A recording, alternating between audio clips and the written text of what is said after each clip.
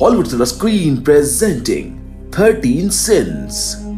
ये एक थ्रिलर कहानी है जहां इलियट ब्रेंडल एक फाइनेंशियली स्ट्रगलिंग सेल्समैन को एक मिस्टीरियस फोन कॉल आता है। उसको बताया जाता है कि अगर वो 13 सिनिस्टर टास्क कंप्लीट करेगा तो वो एक बहुत बड़ा फॉर्च्यून कमा सकता है। जैसे जैसे वो इन चैलेंजेस को कंप्लीट करता है, हर एक टास्क पहले से ज्यादा डेंजरस और मॉरली कॉम्प्रोमाइजिंग होता जाता है।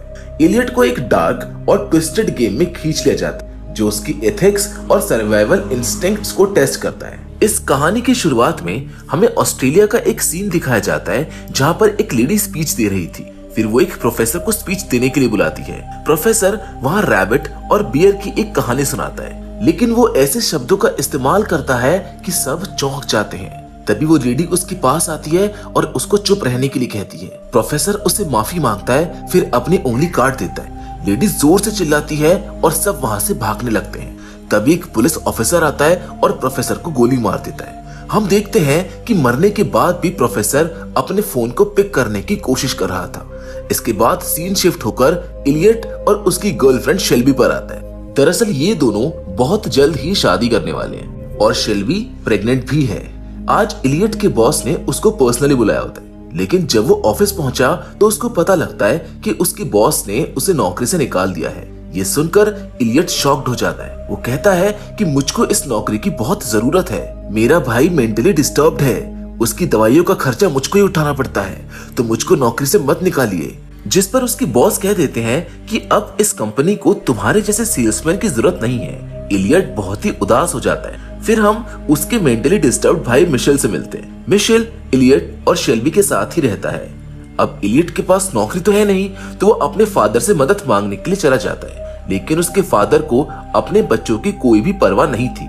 वो इलियट से कहते हैं कि तुमसे आज तक कुछ भी नहीं हो पाया, मुझे तुम्हें ऐसे ही देखते हुए 20 साल हो गए हैं। इलियट कहता है कि मिशेल भी हमारे साथ रहता है और जल्द ही बेबी भी आने वाला है, लेकिन उसके फादर उसके मुंह पर ही दरवाजा बंद कर देते हैं। घर पर आकर वो सारी बात शेल्बी को बताता है। इसके बाद मिशेल इलियट को उसे जो बर्गर ले जाने के लिए कहता है। उसको छोड़ने के बाद जब वो वापस जा रहा था तो कार में एक मक्खी उसको बार बार परेशान कर रही थी। तभी उसको एक अननोन नंबर से कॉल आता है। वो आदमी कहता है कि आप इलियट है ना, कांग्रेचुलेशंस, आपको one of a kind game खेलने का मौका मिला है। आप इस गेम को खेल लाखों कमा सकते हैं। इलियट फोन कट करने लगता है। तभी सामने वाला आदमी उससे कहता है कि इलियट 32 साल, जब तुम 9 साल के थे तो तुम्हारी मॉम का एक्सीडेंट हो गया था। तुम्हारे साथ तुम्हारा भाई भी रहता है जिसका हाल ठीक नहीं है और तुम्हारी गर्लफ्रेंड प्रेग्नेंट है। ये सुनकर इलियट शॉक्ड हो जाता है और उससे पूछता है कि तुम कौन हो।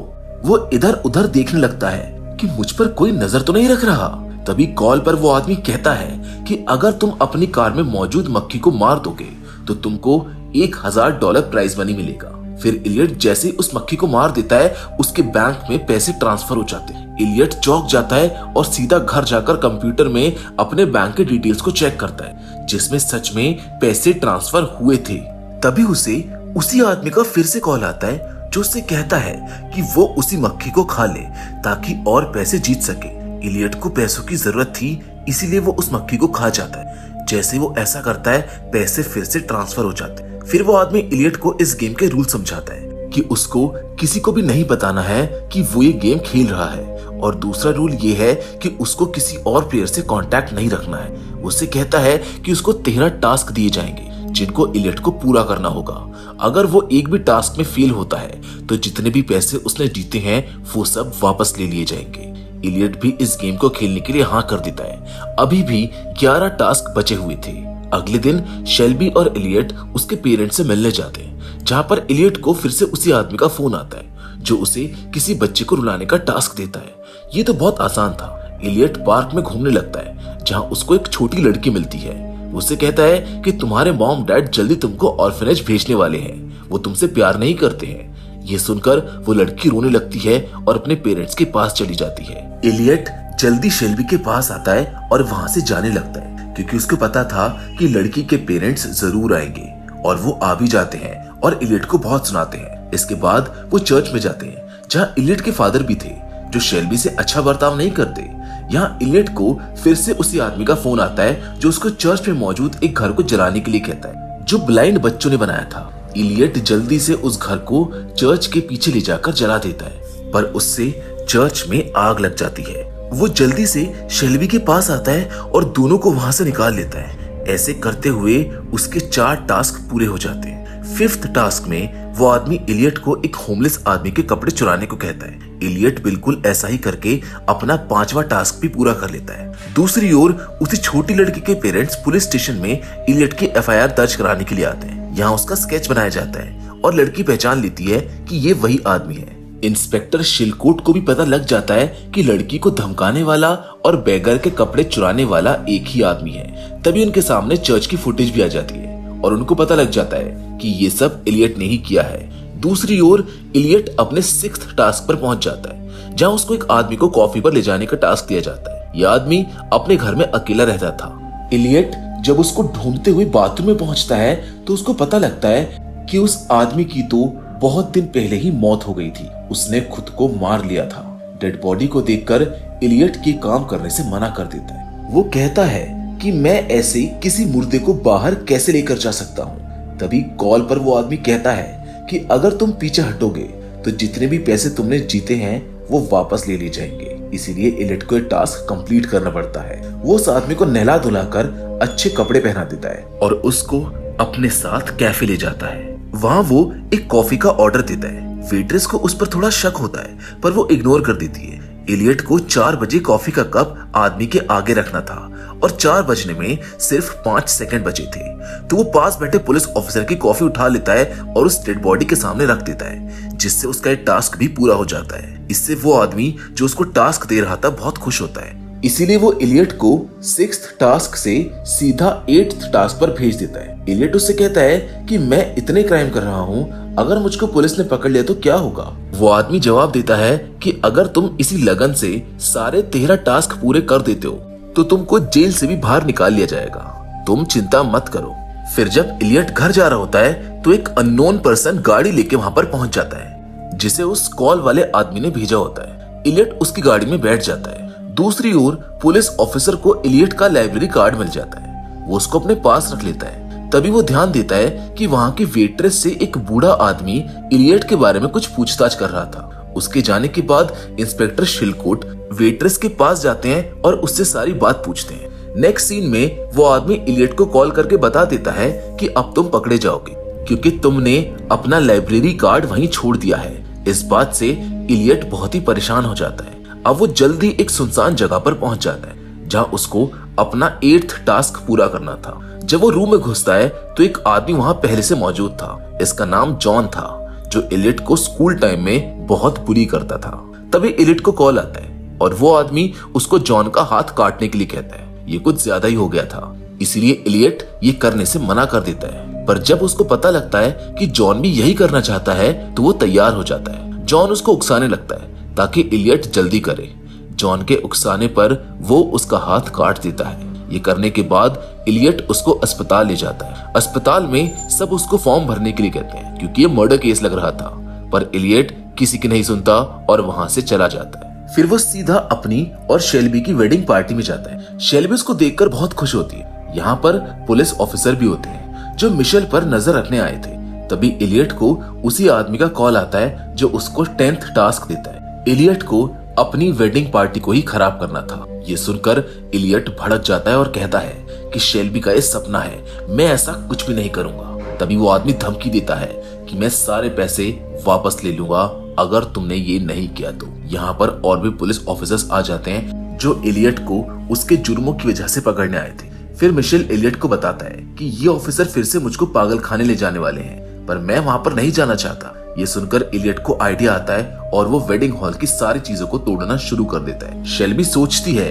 कि शायद वो ये सब कुछ मिशेल के लिए कर रहा है। फिर इलियट पुलिस ऑफिसर को चकमा देकर वहां से भाग जाता है। उसका ये टास्क भी पूरा हो गया था, लेकिन तभी उसको फिर से उस आदमी का कॉल आता है जो उससे कहता है कि चलो अब अंदर जाकर खुद को सरेंडर कर दो। इलियट ऐसा ही करता है और उसको पुलिस कस्टडी में रख लिया जाता है। वहाँ पर एक ऑफिसर उससे पूछताछ करता है कि वो ये सब क्यों कर रहा है या कोई उससे ये सब करवा रहा है। वहाँ उसको पता लगता है कि उसके जैसे और भी प्लेयर्स इस गेम को खेल रहे हैं और पुलिस वालों ने उन सब का जुर्म भी इलियट के सर पर डाल दिया था, जब वो ऑफिसर वहां से बाहर जाता है, इलियट चेयर की रॉड निकाल लेता है और उसकी मदद से वहां से भाग जाता है।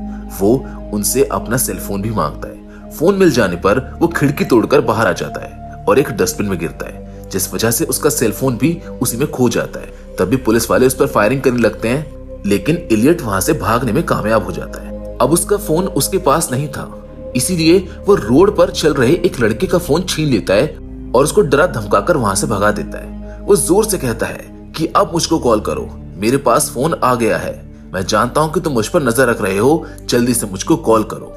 तभी वो रास्ते में एक बूढ़ी औरत को देखता है और उसको लगता है कि शायद इस औरत को उस आदमी ने ही भेजा है। वो औरत किसी और लैंग्वेज में बात कर रही थी। इलियट उसके साथ उसी के घर चला जाता है। दूसरी ओर हम इंस्पेक्टर शिलकोट को देखते हैं, जो एक आदमी वॉगलर के पास आता है। दरअसल ये आदमी बहुत सालों से उस कॉल वाले आदमी को ढूंढ रहा है, क्योंकि कुछ साल पहले उसकी वाइफ ने भी ये गेम खेला था। जब वो एक दिन घर आया तो उसकी वाइफ ने उनके कुत्ते को मार दिया था, जिसको वो खा भी रही थी।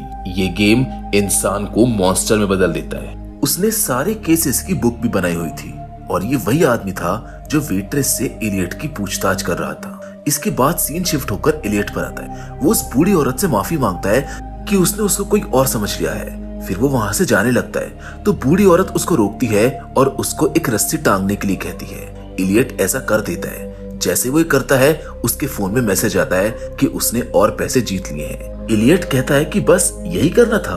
तभी वो देखता है कि ये रस्सी सड़क के बीच में लगी हुई थी और सामने से कुछ यंगस्टर्स बाइक पर तेजी से आ रहे थे। इलियट किसी की जान नहीं लेना चाहता था, इसीलिए वो बड़ी मुश्किल से उस रस्सी को खोल देता है। हमको यहाँ पर पता लगता है कि ये यंगस्टर्स भी उसी कॉल वाले आदमी के कहने पर ये कर रहे थे। इलियट सोचता है कि उसने यंगस्टर्स की जान बचा ली है। तभी वो किसी और आदमी को वही टास्क करते हुए देखता है। इलियट बाइकर्स को रोकने की कोशिश करता है, पर वो नहीं रुकते, जिसके कारण सब मारे जाते हैं। इलियट इस हादसे से बहुत दुखी होता है, क्योंकि वो किसी की जान नहीं लेना चाहता था।